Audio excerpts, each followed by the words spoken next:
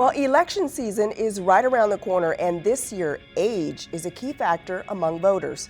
So, how old is too old to run, or is it even ageist to ask? Joining us to discuss the issue is longtime Los Angeles activist and writer Earl Ofari Hutchinson. Thank you so much for being here. My pleasure. Yeah.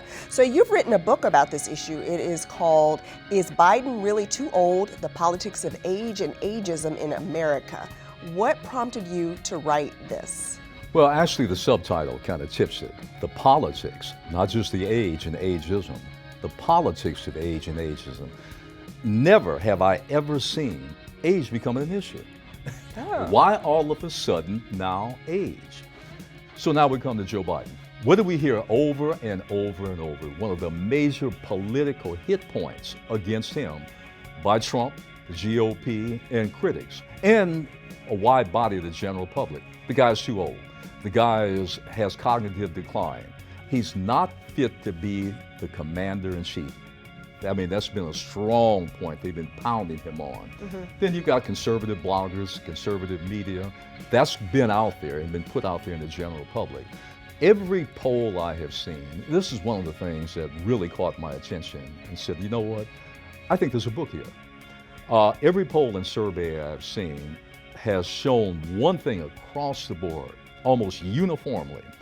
The majority of those of any age group, including many senior citizens, say there should be a cutoff in terms of age when someone can hold a political office. How do you determine that?